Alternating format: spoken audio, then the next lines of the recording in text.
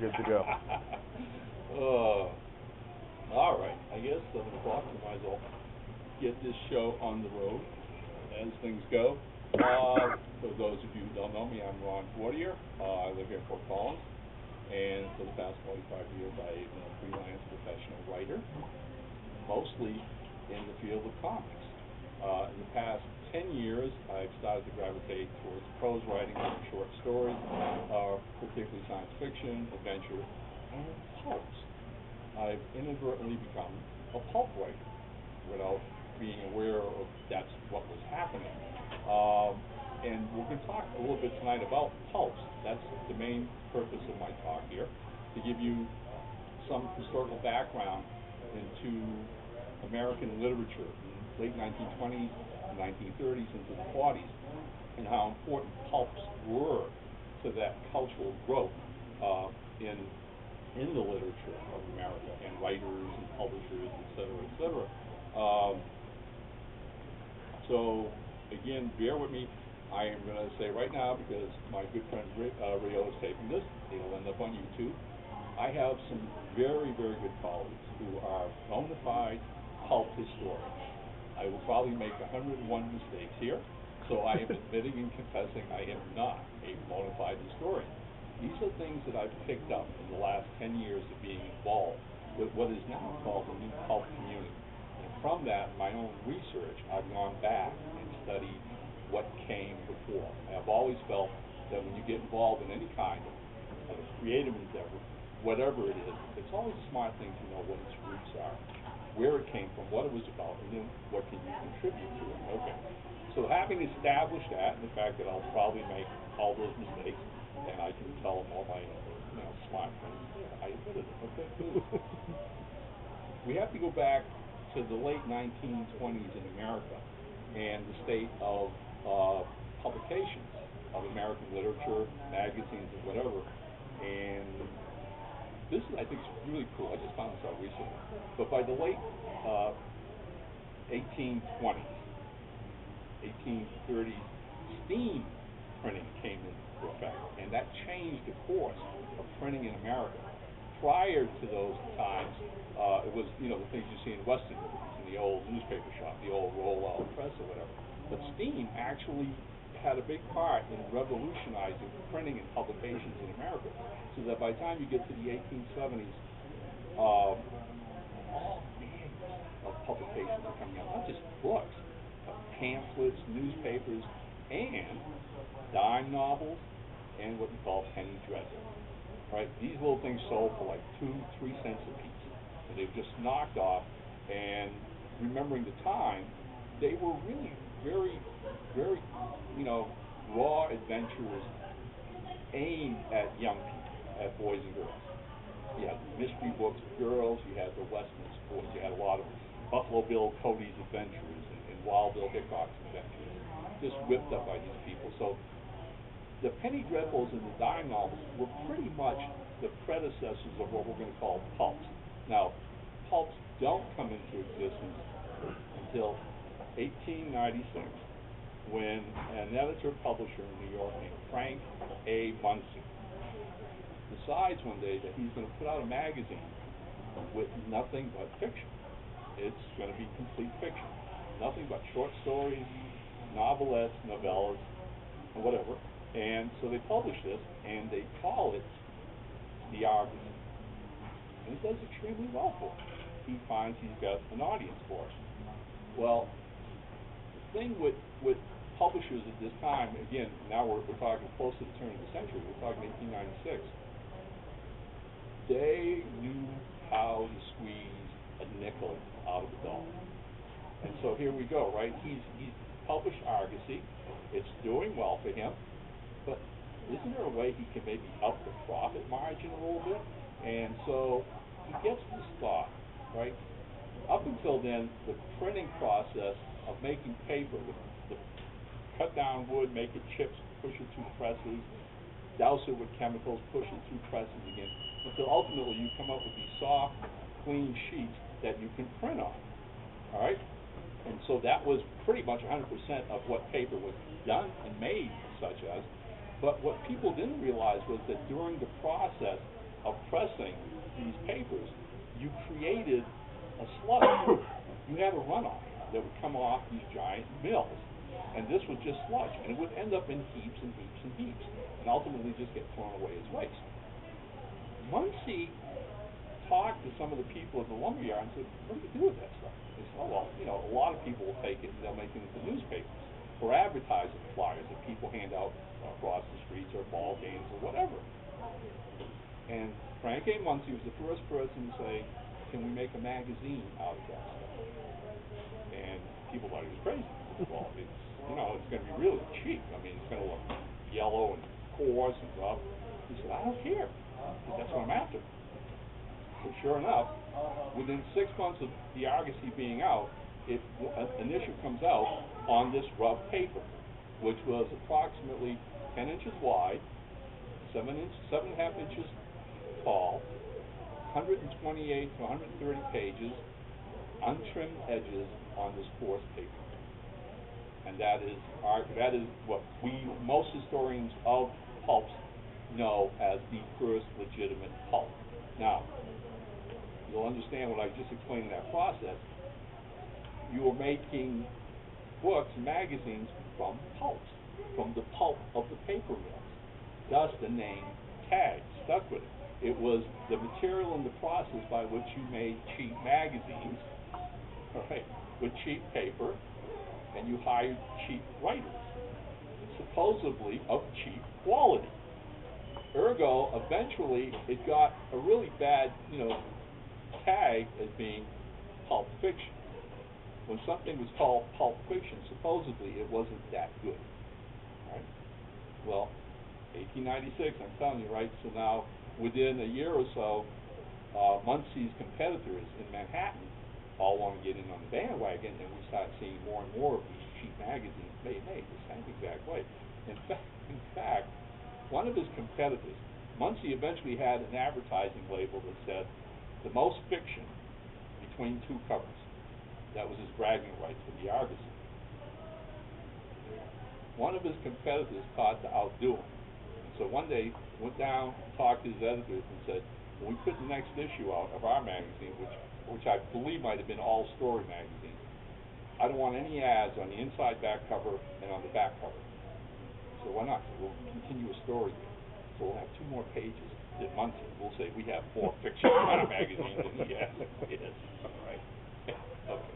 Hey, look, the kicker is the format was established, and it's really ironic when it was established, because like I said, you get into the 20th century, and it really takes off. It really becomes the most prolific, the most widespread type of reading in America. In fact, up until the late 1920s, when we hit the Depression. And one of Muncie's guiding lights when producing pulps was that he wanted to make a magazine of fiction for the average working man. Now, I'm not 100% sure, again, so this is where I'm going to fudge, but I believe the slicks, as they were called, that were done with the fine paper at that time, sold anywhere from 75 cents to $1. All right? And were aimed at the more influential people, the people who had college educations or whatever. But the pulps weren't. The pulps were totally popular sphere, right? They were aimed specifically from day one to the average iron worker, the steel worker, the carpenter, the farmer, or whatever. People who, if they were lucky by, like I said, by the time you hit the Depression, were lucky if they had an 8th grade education. Okay? So, what frustrates me and a lot of my colleagues when we look back on the history of pulps is that, again, how they were given this negative vibe of being something less than what academia considered good literature. Okay? When in fact, if nothing else, the pulps themselves were creating one of the most literate generations our country has ever known. For real.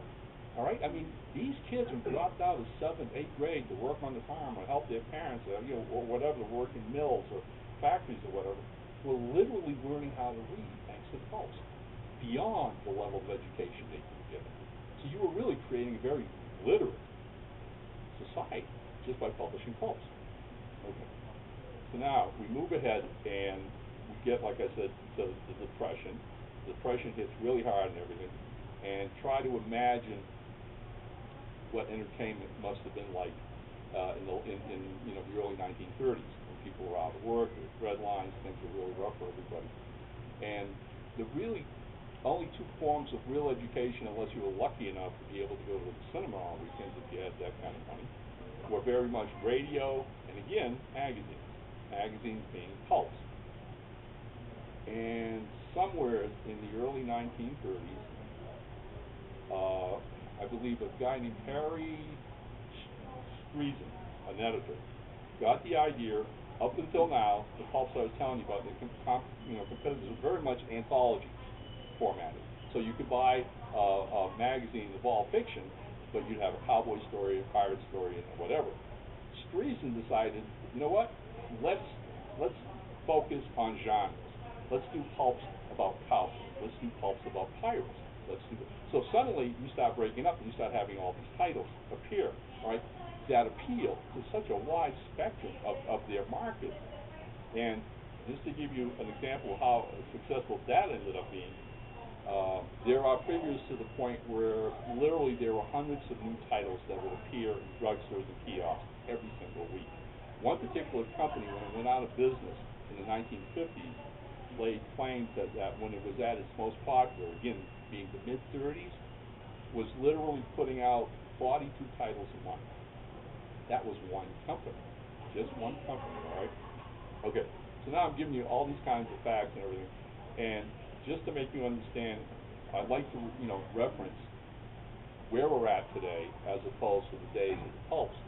And just so you understand this, if you were to walk back me to where the magazine racks are here, or any other establishment, whatever, all right, in modern day America, and go to where magazines are sold, I would challenge you to find one magazine, just one, if you're lucky, that's just fiction.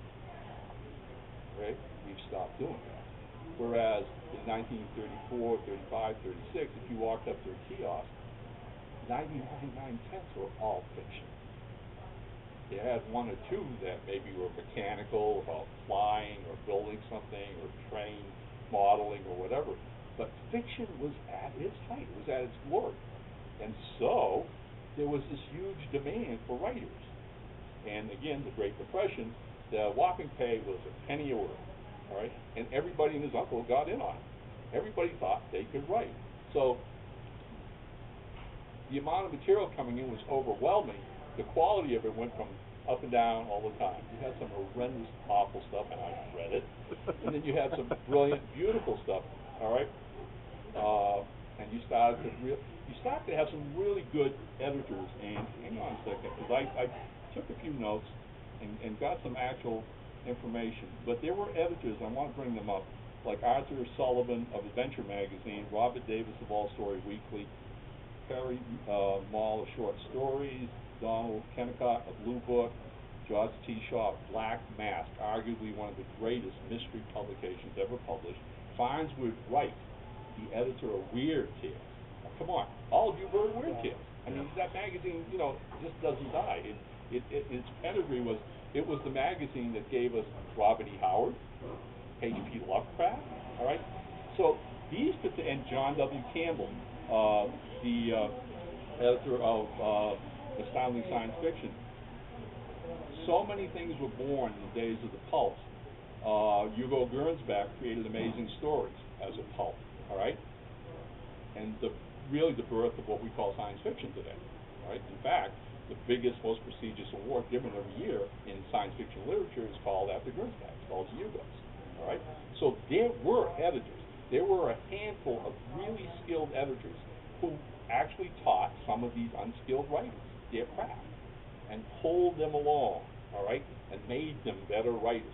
Better enough that eventually, when the pulp started to wane out, as we got closer to World War II, and we'll get to that phase of the end of the pulps, a lot of these writers actually went on to write for the slicks, or novels, or whatever. And I have a list, again, I'm going to say for the end of this, that will surprise you at how many well-known very popular American writers got, their education, they did their, apprenticeship in the pulps, okay? So, going back to digressing, so now we have the genre pulps, as we call them. And again, he had Weird Tales of Robert E. Howard from Texas creating Sword and Sorcery, all right? And if you've never read Howard in his actual form, if you've never found an actual Robert E. Howard story and read any of his stories, particularly Conan the Barbarian, it is amazing the energy that he infuses in his writing, all right?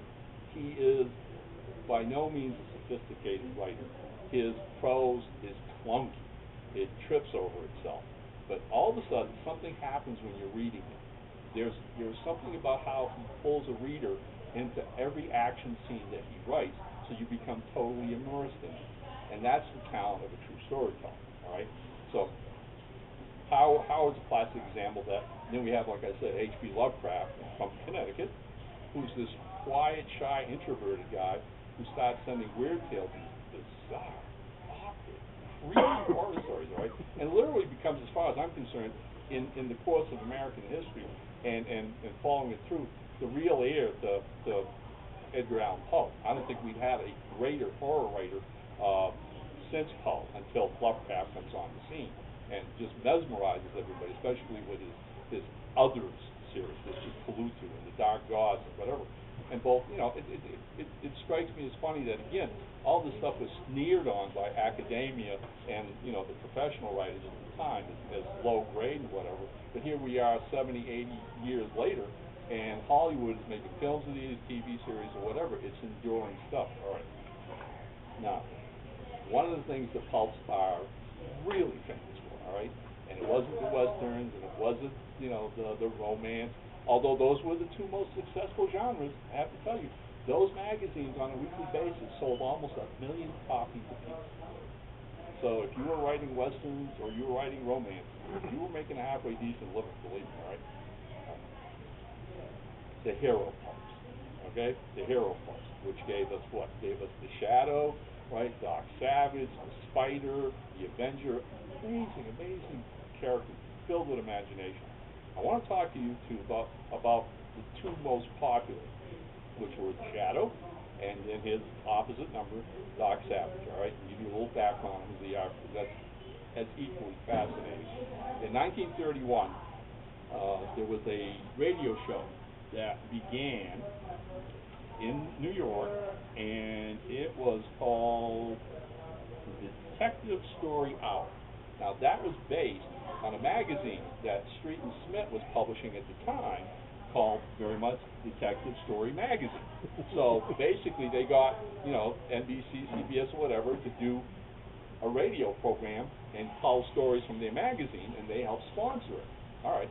Well, somebody at that radio station thought, well, we need a host for the, for the mystery hour. We need somebody to introduce people.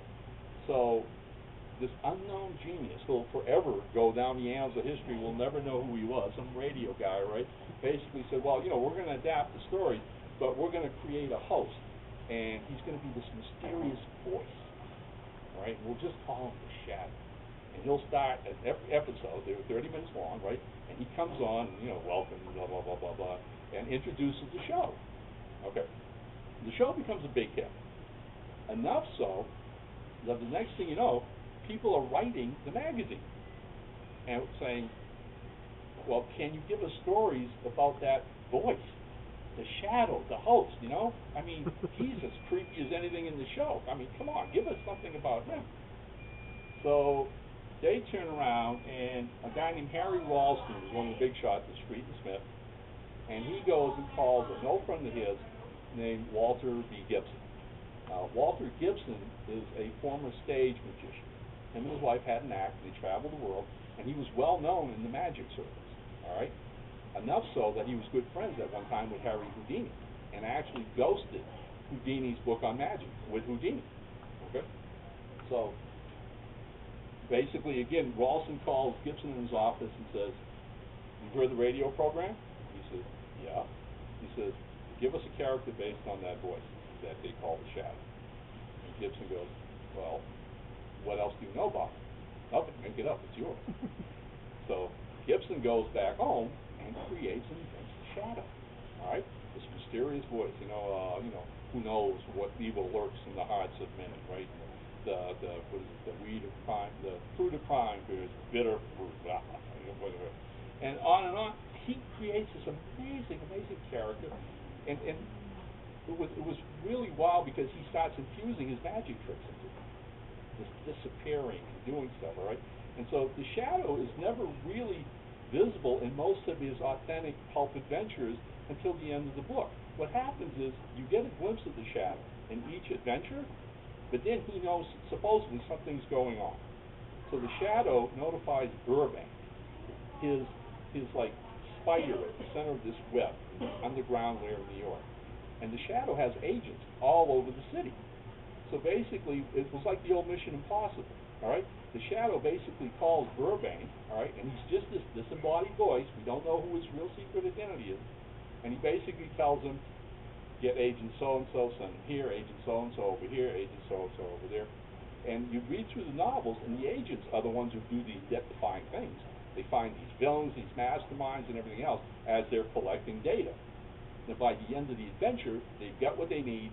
They report back to Burbank. They give it all to the shadow. And then within like the last chapter, out of nowhere is when the bad guys are about to do their thing, the shadow pops up with his 45, blasting away and blows them all away. He goes off laughing, his dark, cackling laugh into the night. That was the shadow. It went crazy. The fans couldn't get enough of it, all right? Now, again, Street Smith wanted to do it as a monthly. Well, that meant that the average novel in a monthly magazine of the Pulps in their heyday ran 60,000 words. Okay? So Gibson was writing one shadow novel a month, and just to let you know, in the course of his career, he wrote over 300 shadow novels because within 2 or 3 months, sales were so impressive that Street and Smith couldn't ignore the fact, and they called Gibson back into the office and said basically, we want 2 books a month. And Gibson, rather than give it up to somebody else, basically said, I can do it. And so he was cranking out on just the shadow, and I'm going to tell you right now, that wasn't the only things he wrote.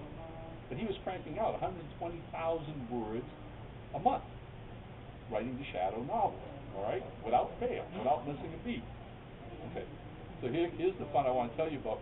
You're going to love it. A few years into his career doing the shadow, the typewriter company, Smith and Corona, comes to see him. Basically, it's promotion. They want him to add his picture and name, all right, to an ad for their typewriters, because he used them.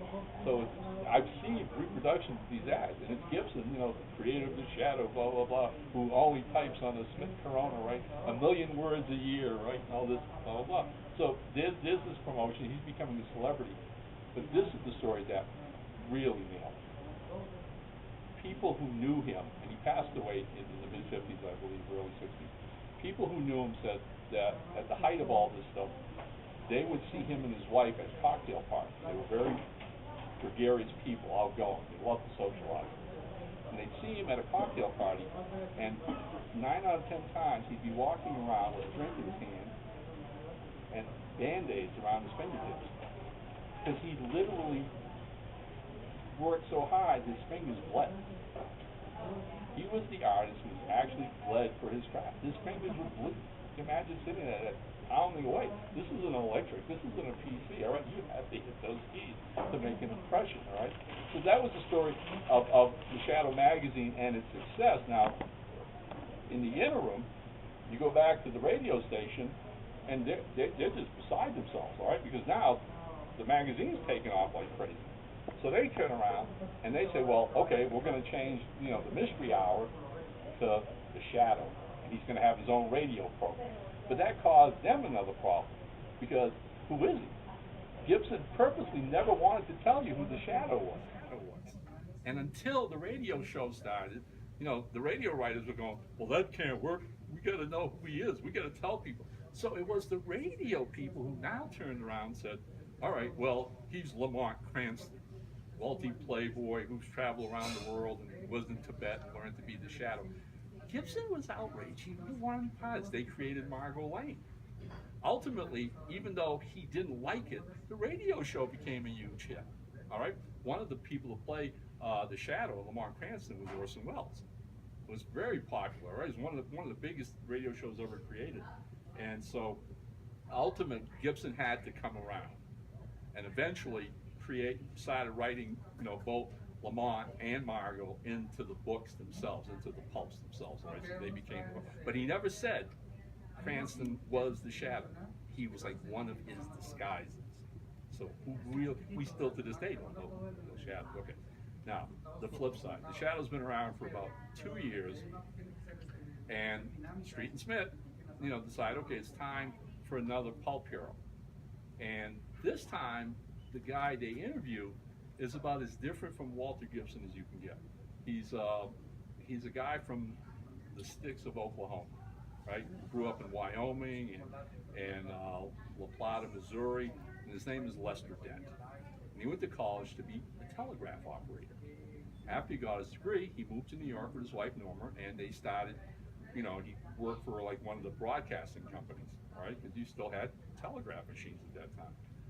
While he was there, one of his local friends in New York came to him one day and told him he sold the story, the Pulp story, to one of the fiction magazines for $450.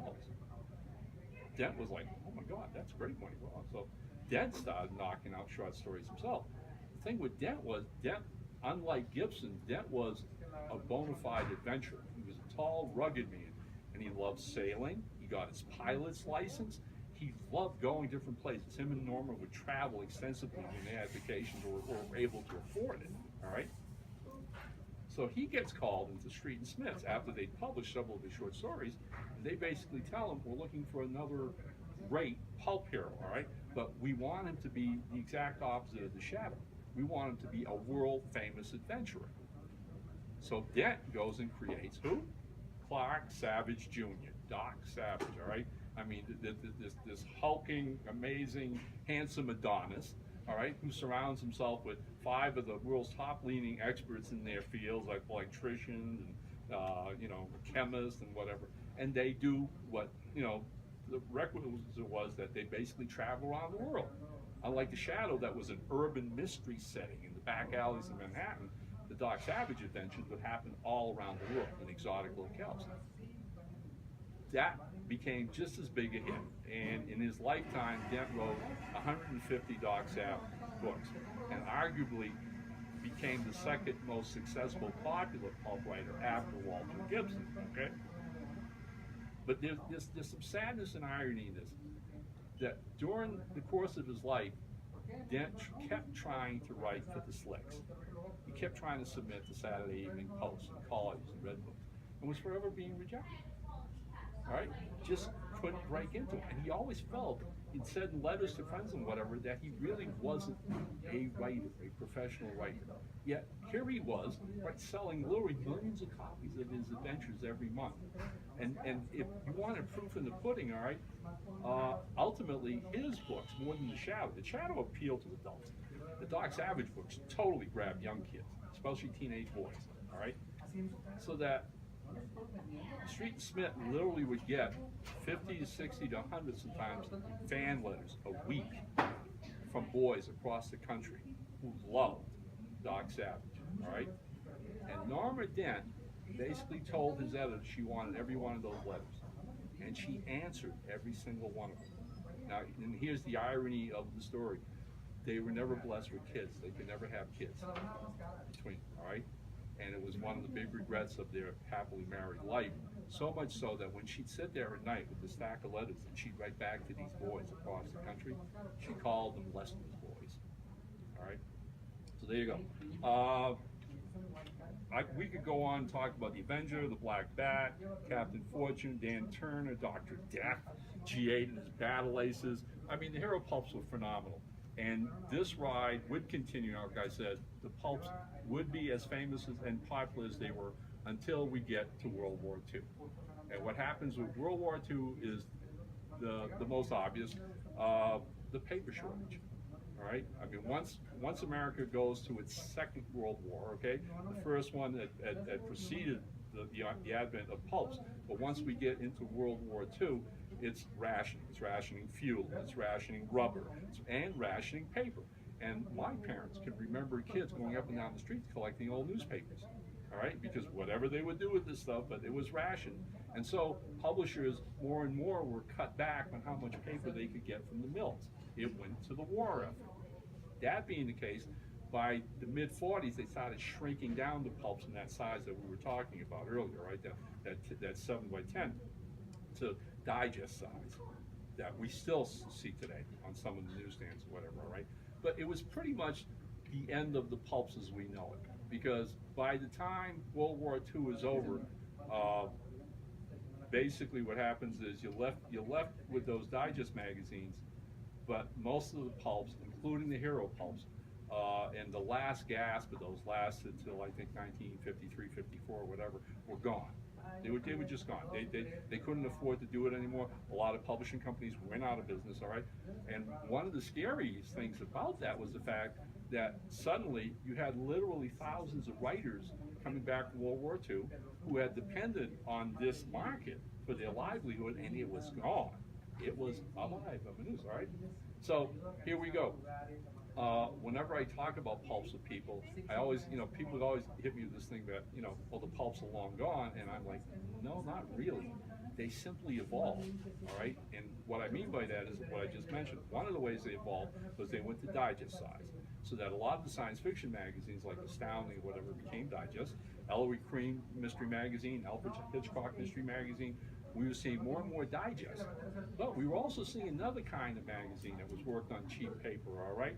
What we were seeing, and what proliferated from the mid-50s to the early 70s, was what we call the men's sweat magazines.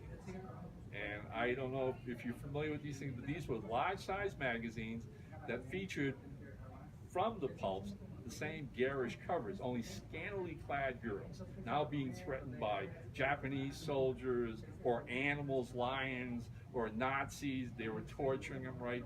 And so a lot of the pulp writers gravitated to these men's adventure magazines. The acronym we use from today is the MAMs, all right? And believe me, there's even an historical project going on now. People are studying these things, all right? Because they also became a tutorial stage for would-be writers.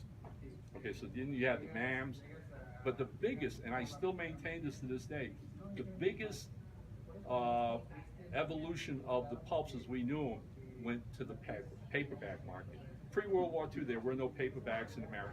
Post-World War II, they became the new form of popular literature.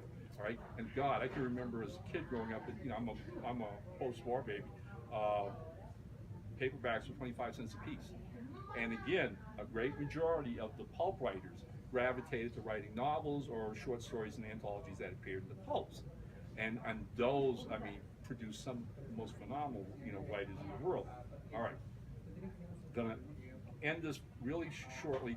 I want to talk to you a little bit about what I started off with was, again, there was there was just like this prejudice against the pulps all the time they existed, all right? But the truth of the matter is, and again, doing some digging, I really trimmed this down horribly, all right?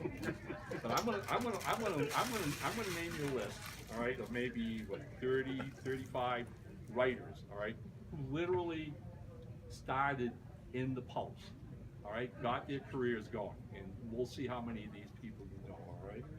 Paul Anderson, Isaac Asimov, Robert Bloch, Ray Bradbury, Max Brand, Frederick Brown, Edgar Rice Burroughs, see Legend of Tarzan, Raymond Chandler, Agatha Christie, Arthur C. Clarke, Joseph Conrad, Stephen Crane, Lester Dent, August Derleth, Philip K. Dick, Arthur Conan Doyle, Philip Jose Farmer, C.S. Forster, F. Scott Fitzgerald, Earl Stanley Gardner, Walter Gibson, Zane Grey, H. Rider Haggard, Edmund Hamilton, Dashiell Hammett, Robert Heinlein, O. Henry, Frank Hebert, Robert E. Howard, Ron L. Hubbard, Rudyard Kipling, Harold Lamb, Louis L'Amour, Fritz Leiber, Elmore Leonard, H.P. Lovecraft, John D. MacDonald, Johnston and Macaulay, Talbot Munday, E. Hoffman Price, Ellery Queen, Sax Romer, Raphael Sabatini, Robert Silverberg, Upton Sinclair, Mickey Spillane, Jim Thompson, Mark Twain, H.G. Wells, Cornell Woolridge, and Tennessee Williams. All right, now come on, you want to tell me that's the B team? All right, I mean, come on, I mean, all right. And here's the coup de grace. Here's the coup de grace. In 1930, the first ever American to win the Nobel Prize in Literature, all right, was Sinclair Lewis, a pulp writer who, for a great part of his career, was an editor at Adventure magazine, all right? When he won the award, when it was presented to him, the presenter said this about his style of fiction, and it goes back to the heart of what pulp writing's all about, right? He said, awarded for his vigorous and graphic art of description and his ability to create, with wit and humor, new types of characters, right? In his acceptance speech, all right, Lewis said this: our American professors like their literature clear and cold and pure and very dead. Pulp fiction was never very dead. Now, that's my recap Reader's Digest history of pulps in America. Back, I want to say, in the 1960s, when comics were in their heyday. Let's be, real. A lot of the pulp refugees ended up, creating Marvel and DC and whatever, and that's where comics came from too. But in the 60s, a group of pulp enthusiasts who were so sad that it had gone decided to get together once a year. And from that emerged a thing called PulpCon, a pulp convention, all right? And so basically, I wanted to show you a couple things here because they wanted to keep the spirit of pulps alive amongst themselves. I have one, and just one. This is a pulp magazine dated November 12th, right, 1932, and it's of Argosy, the first magazine titled inside the pulps. I don't take it out of its wrapper. It was a gift to me from a friend at a pulp convention who, oddly enough, walked up and said, "Hey, Ron, do you have any pulps at all?" And I laughed and I said, "What, you mean the real ones?" And and he goes, "Yeah." I said, "No, I don't." He came back to my table 10 minutes later and gave me this. The fun of this thing, and I've opened it, like I said, just once. The pages are so brittle and yellow, they'll fall apart on you. All right. It has a Johnston McCulley story. If you don't recognize that name, Johnston McCulley is the creator of Zorro, and that's a Zorro story in there. So it's a prized piece of my collection. Now, in the 50s, like I said, the 60s come along, and you have all these guys in their 50s and 60s wanting to keep pulps alive, so they start forming this pulp convention. And what they started doing, I mean, you want to talk about the love of something? They would get old pulps that were falling apart and mimeograph page for page. All right? Staple them together and bring them to these collections and pass them out amongst each other so people can still read the stories, all right? Then ultimately, the convention started getting bigger and bigger, that by the 70s, several publishers, both here and in Canada, started finding pulp magazines and reprinting them as slicks, all right? So now you started having companies like, these are new versions of classic pulp magazines. And they're published by a gentleman named Tony Tolan, who's an avid pulp collector. And he started doing this about 4 years ago. His goal being to republish every single Shadow and every single Doc Savage magazine that had ever been done, but on slick, durable paper, and make it affordable. Because you go to pulp conventions, you start looking for these magazines, they're going to sell like $40, $50 a piece for a so-so copy, all right? For a mint copy, you'll pay $100, $200 or whatever. So thank heaven you have these kind of reproductions, things happening, all right? And I can't not end the story of pulps without, again, the artwork. One of the hallmarks of the pulps, all right, were their beautiful garish covers. They were paintings, okay? Now, just like the writers who were paid, pennies, the painters at the time who did the pulp covers were paid peanuts as well. So much so that they would use gimmicks like they would be called to paint a pirate cover for a pirate pulp one day. Once it was done and they'd use the cover, the guys would take it, go back to the studio, and he'd untack it from his boards, and he'd paint on the backside. And paint a second picture, and take that in, okay? So, I mean, They literally produced some of the most beautiful paintings you ever want to see in your life for a period of 20, 25 years. All right, where are they today? The best estimate is 1% of that art survived. And years ago, when I first discovered pulps and my fascination of them, I found a coffee table book called The Art of the Pulps, and it reproduced a lot of great covers. And so I'm reading the introduction by the gentleman who authored the book, and he basically tells you in his introduction that he grew up in New York himself, and when he was a young man, back in the 30s, he can remember one day walking down the street in Manhattan, going by Street and Smith, the biggest, what we're talking about, the biggest, publisher of pulps. So he goes by an alley where the corner is, and he sees these guys coming out of the back of the building with these big cloth, trash bins filled with paintings, and dumping them in the dumpster, and then walking away. All right. Today, I go to pulp shows, and those that survive, all right, that 1% of these thousands of paintings, all right, or that either were kept in the family, given to relatives, or whatever, okay, sell for thousands and thousands of dollars. And boy, if you can get an original pulp from the 30s, it's a piece of gold, all right. But again, it was all this stuff about it wasn't valuable, it wasn't purposeful. Pulps aren't really gone. They evolved and merged, and by that I mean right here in this Barnes and Noble. Let's go through the fiction aisle, and I will point to you what is pulp. Stephen King is pulp. Dean R. Koontz is pulp. Clive Cussler is pulp. Lee Childs of Jack Reacher novels is pulp. All right, Douglas Preston and Lincoln Child do a thing called Pendergast, Special Agent Aloysius Pendergast. He's the shadow of today. Clive Cutler's Dirk Pitt is very much a Doc Savage clone. All right, pulps are slightly hidden, but they're still there. Okay, the thing that I'm the most excited about, what I do, is I'm involved and have been for the last 10 years with an amazing movement called New Pulp. And New Pulp came about because myself and a group of other writers and artists basically realized that the old pulp conventions were dying out. I went to one 12 years ago, and I was the youngest person there at that time. I mean, we were talking about 70, 80-year-old members, okay? I mean, there were more vendors than there were people coming to the show. So I came home from that and realized if there wasn't a new infusion of creators, of talent, of product, then pulps would eventually just die away. They would have to, except for whatever, state libraries you had in colleges or whatever. So my personal story, and it was being played out, nothing ever happens in a vacuum. There were other people out there. And so I don't pat myself on the back. I did not create New Pulp, but I was there when it was born. And what I did was I called one of my good artist friends from my comic book days and told him what I'd experienced at this pulp convention. And he says, okay, he says, it sounds like you're going someplace with this one. Where are you going? I said, well, you know what, with on-demand printing, desktop publishing and everything, I said, I'd like to start publishing pulps again. And he goes, what?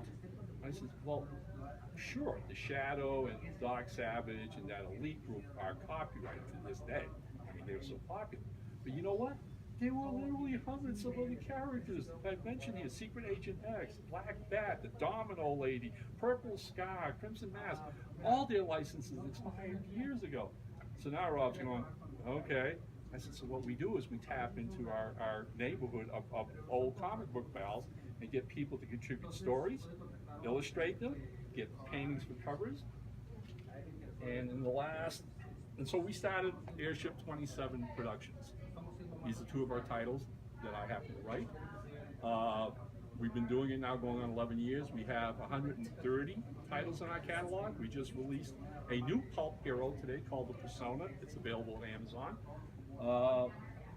Within the first year of us being in business, I was getting submissions not only from my friends, but by strangers who heard on the internet what we were doing.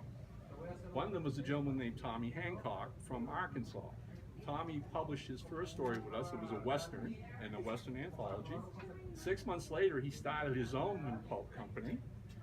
A year later, he had a pulp convention in Arkansas.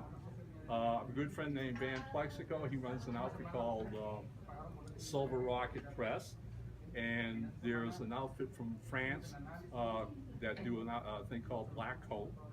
Moonstone Books out of Chicago have been doing comics for the last 30 years, and almost within months of my going to that last Pulp show that I'd gone to, they put out an anthology of Kolchak, the Night Stalker stories. And then about a month later, they did an anthology of Lee Falk's The Phantom stories in prose. So suddenly, people were doing pulp anthologies, not just Airship 27, but other people as well. And what we did was we started going to the pulp conventions. We bought tables, we showed up. At first, we went to, there are 2 major pulp conventions still going on in this country, and I'm happy to report after 12 years, they're getting bigger and bigger. Every single year we go to them. Again, new pulp has reinvigorated pulps in America. So the first year we were in Chicago at the Windy City Paper and Pulp Show, Rob, my partner, and I was sitting there. We had 5 titles on our table. And you would have thought we had to play. People just kept walking by us because we didn't have those boxes of those old gray books, all right? So one of my favorite stories, that night the convention would host a dinner that anybody who was there could go to. So we go to this big Italian restaurant in Chicago. We're all sitting around the table. And as it turns out, I'm lucky enough to be sitting next to this gentleman about 85 years old. So I said hi, introduced myself, and he goes, "Oh, you're the guys with the new pulp." And it's like you almost spit it out, you know what I'm saying? So I went, "Yeah, I am. I says, "Can I ask you a question?" He said, "Sure." I says, "Who's your favorite pulp hero?" "Secret Agent X."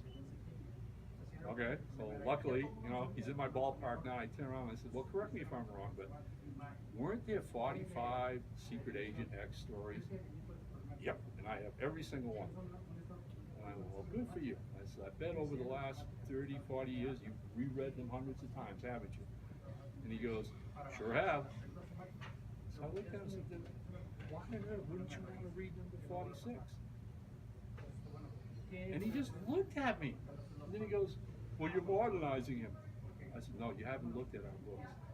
Our caveat to all our writers when they come to us to work for Airship 27, if we're going to be using a classic pulp hero in the 30s, is you need to write him the way he was done in the 30s.